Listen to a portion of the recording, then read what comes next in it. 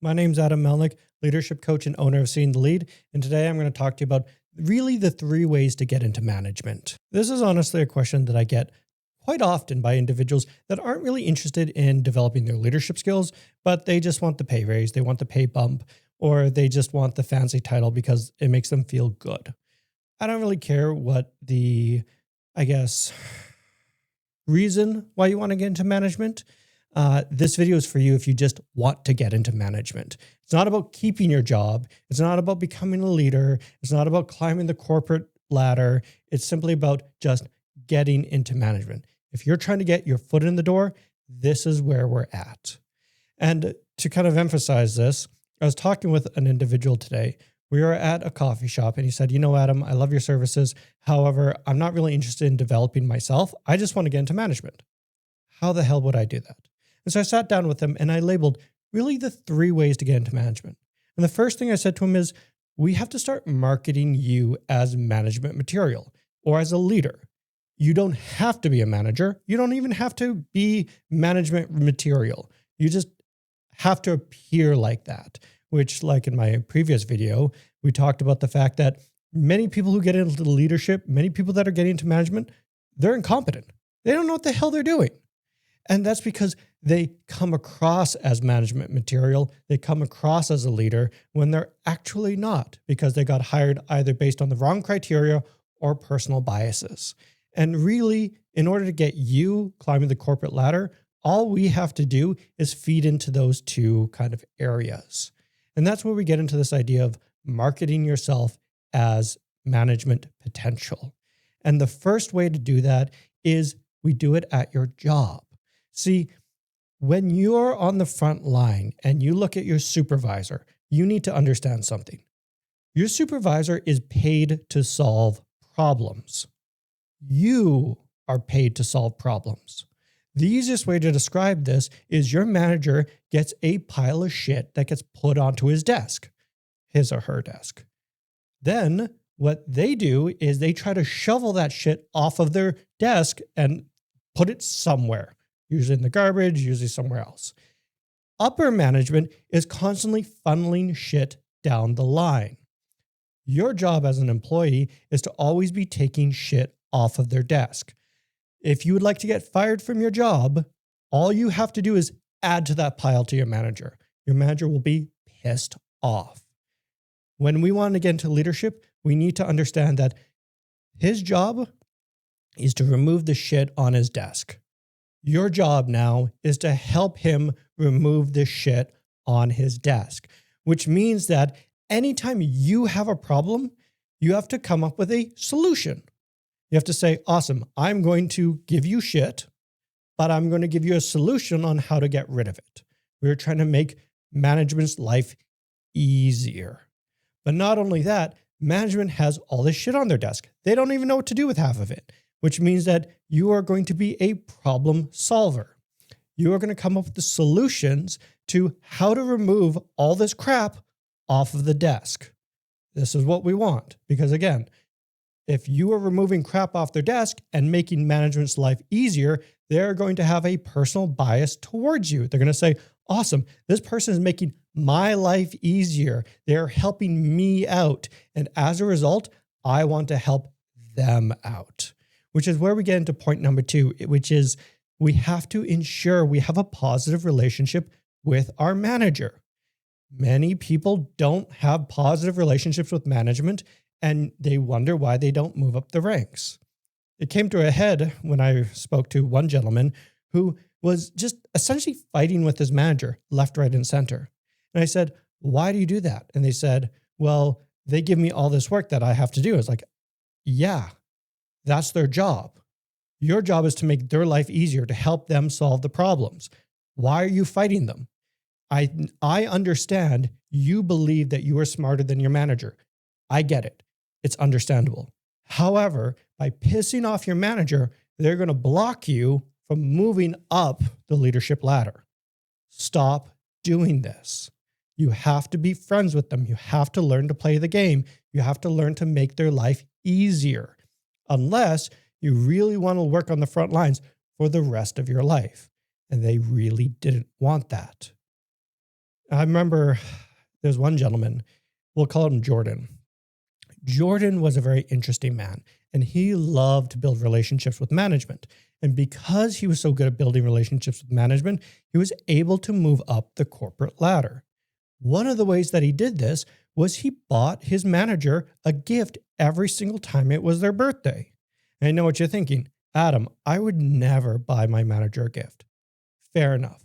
But Jordan once said to me, he said, what is the cost of a promotion? What is the cost of keeping your job? What is the cost of living an easy life? Is it worth $50 once a year? I think so. And that really changed my perspective of how you should be treating your boss.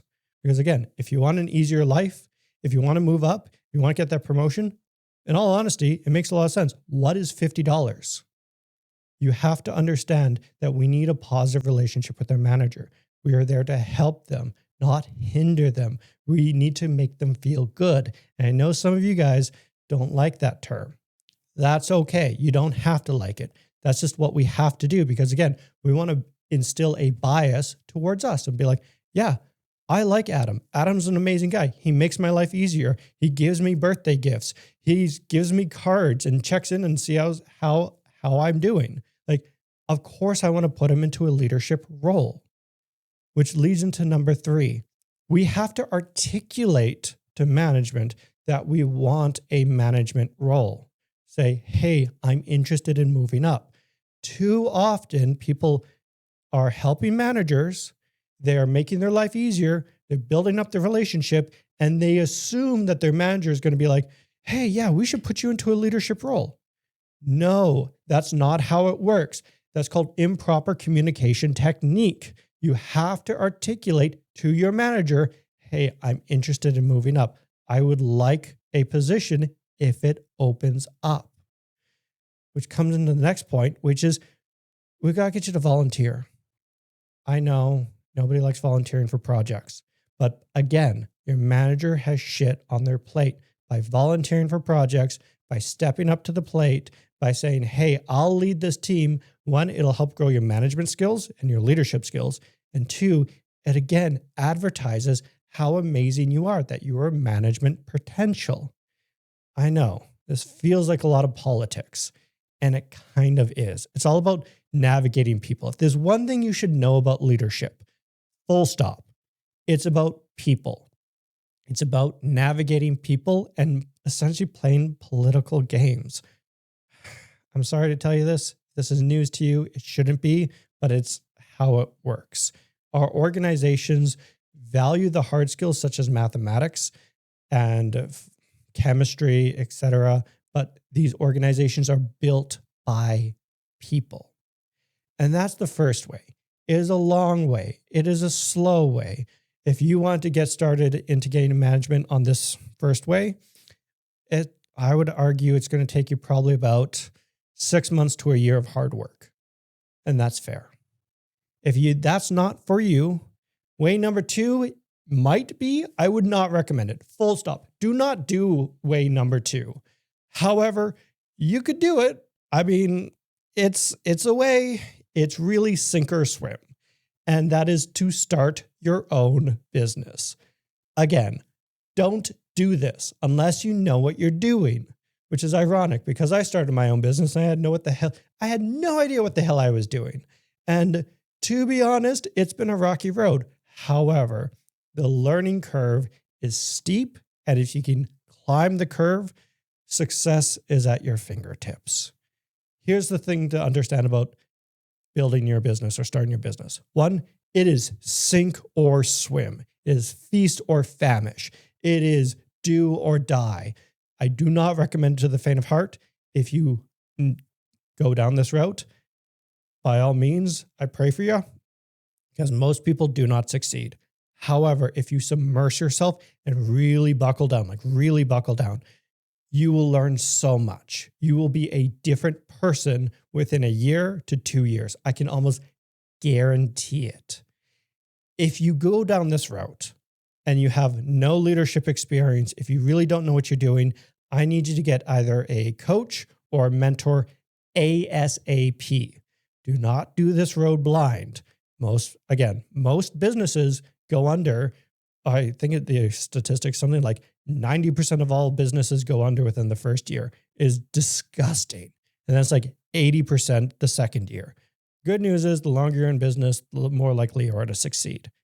However, to come back to it, if you don't know what you're doing, I need you to get a mentor. I need you to get a coach so that we ensure that you succeed. But the big thing is you need to lean into your ignorance. Lean into your ignorance. And this is counterproductive to so many people, especially the ones that want to start their own business. Because like, I know it all. I'm super smart. It's like, no, you don't. You have no idea what the hell you're doing. You probably don't know how to manage employees. Like, there are so many gaps in your knowledge. We'd have to fill them, which is why we need a mentor and or a coach. And again, you're not going to succeed if you lean into this idea that you know it all. Just lean into ignorance. Say, I don't know it all. I need help, and become curious. Look for others to help you out on this journey. That's what I've done. I've leaned into so many people. I would argue, yes, I own my own business. However, I've had so many people help me out on this journey. It is ridiculous. And I'm the first to admit, I don't know it all. Lean into the ignorance. However, if you do succeed, it's important to know that you will be a different person. I would not recommend way number 2, don't start your own business. It is feast or famine, sink or swim. Highly caution anybody from starting that. But again, if you're thinking of starting your own business and you don't know what the hell you're doing, you're probably not reading this or watching this video or reading a book, which, side note, you should be reading books. Just full stop. But especially if you're going to start your own business, you should be reading at least every single day for 15 minutes. But that's a whole different conversation about like self-development and growth that we're not even going to get into. Anyways, asterisks again. Way number 2, don't do it. But if you do it, please message the comments below. I want to hear about the results. Okay. Way number 3, you got to apply to a management role. This one is usually for individuals that they don't really like the low and slow way. They're quite risk adverse, and they're like, I don't want to become my own business owner, because that's crazy talk. Again, don't do that.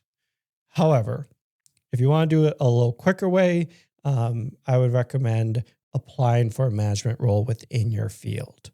So the first thing you really got to do is you got to make a list of skills that you want to highlight on your resume and within the interview. So this is where you're going to sit down and you're just going to figure out, okay, what are the skills I need to get into management? Usually time management skills, there's accountability skills, there's prioritization skills in there.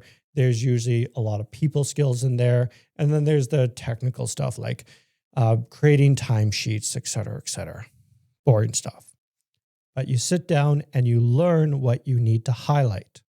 And then what we got to do is we have to update your resume and cover letter to reflect these skills, to kind of show them off. Because again, we're trying to advertise you as management material. We have to show that you are management material. Even if you've never been in management, we can still show it off. And how we do that is when we look at these skills, let's say you've never been in a management position before, we can still come up with scenarios and ways that highlight that you have management potential. For example, if the interviewer says, tell us one time you managed a project and it was successful. You are not a project manager. Sweet. Awesome. But you've probably managed a project in your life. I don't care if it was back in 6th grade when you were trying to wrangle up your 6th grade friends to create a puppet show. That is still project management.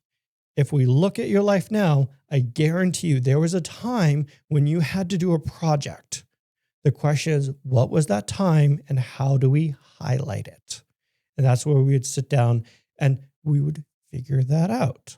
For example, again, if we go to the project management, and if I had no experience in that, I'd look back to a time when, for example, I started my own clan in StarCraft 2. We want to climb the leaderboards. we had a whole project labeled around it. And so I would highlight that, but I would leave out key things like I don't talk about that as a project. Or StarCraft 2, I'd say I worked with a group of individuals from an international background, which is true, and promoting a da da da da da da da da da. I'm not lying. I'm just using different terminology to highlight the skill. I know what you're thinking. Adam, that feels a little bit deceitful. I hear you. I'm seeing you. However, everybody does this. And it is essentially talking the management jargon. Trust me on this. For example, a manager doesn't say, I changed the light bulb. What they would say instead is, I successfully implemented independently a project of increasing illuminations within an important critical space. All I said was I changed the light bulb within a space, but I said it in a management jargony way. That's what we want to do when it comes to these skills. We want to label a time in your life that shows these skills, but we want to do it in such a way that it doesn't give off like, oh, this guy doesn't know what the hell he's doing. This guy clearly hasn't managed anything in the past. No, we want to highlight the skill and make them think, oh, he knows what he's doing. We should give him a chance. We should hire him and see what he can do. That's the thing, which kind of puts into the next point. Less is more. My God. Sometimes when I see interviews and I see interviewees, they'll be asked a question and the interviewee will start elaborating on things that they weren't asked about. And it ends up hurting them. For example, if we go back to the discussion about project management, and it said, Adam, what is one time you managed a project with a group of individuals? And they'll start saying, well, I never really managed a project on my own. I did do one in the 6th grade around a puppet show, and it went okay. I didn't get a lot of good feedback. It's like, no, you're over elaborating. Nobody cares. Stop it. Stop it. Keep it short. Keep it concise. Do not over elaborate. Again, we don't want to show off that you're incompetent. We don't want to show off that you don't know what the hell you're doing. We want to show off the skill and how you can maneuver it. Because what they're really asking when they're saying, hey, tell us a time when you project managed. What they're really asking is, how do you prioritize your time? How are your communication skills?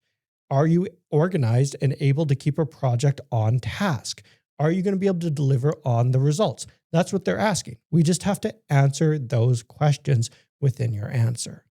So again, don't over elaborate. I cannot tell you how many times I've watched people just over elaborate on a story and everyone's sitting there going, what? Oh, fabulous example. There's one person who was asked, oh, so did you go to university?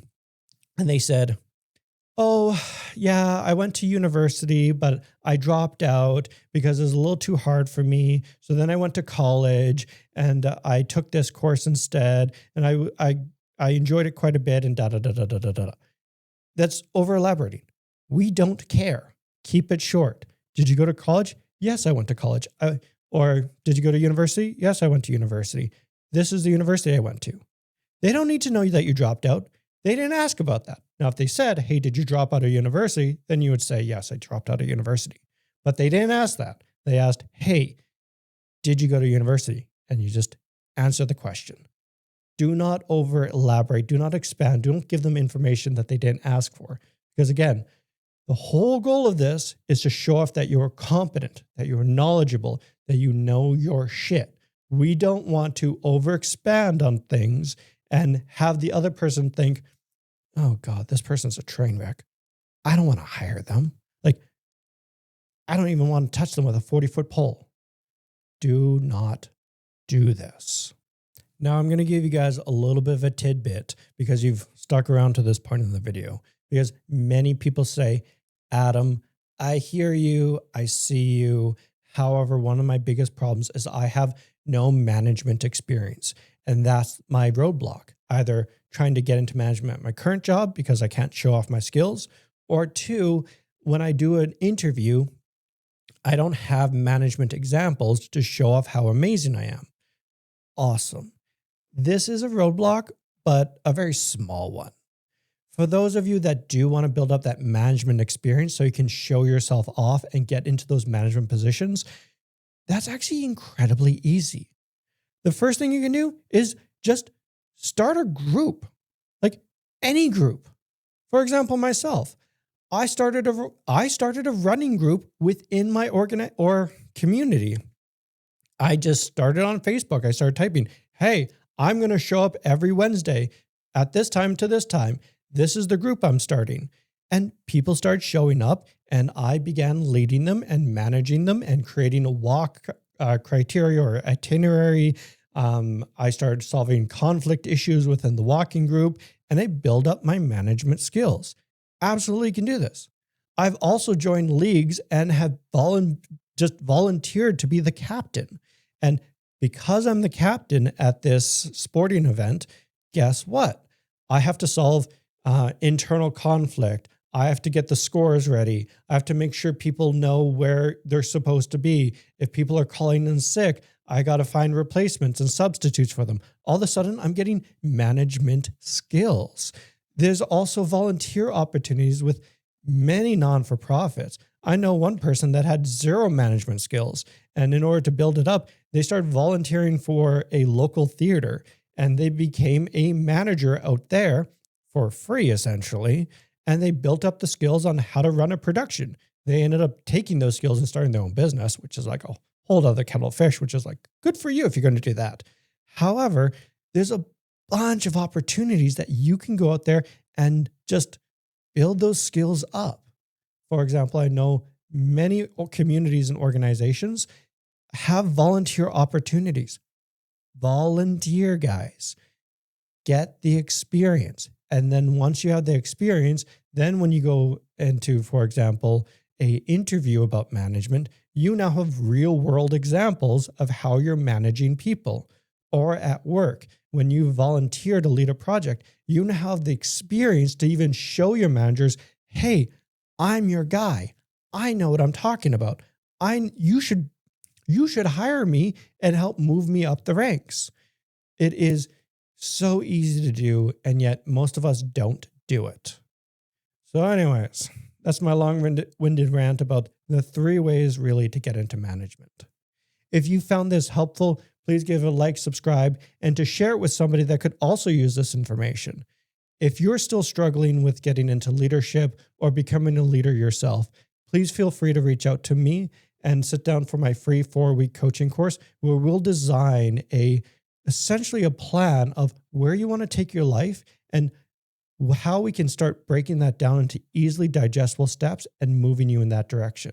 We can work on your interpersonal skills. We can work on your time management skills. We can work on your interpersonal relationships, etc. So again, feel free to reach out to me if you're struggling in that area. Otherwise, I'm going to see you guys in the next video. Cheers.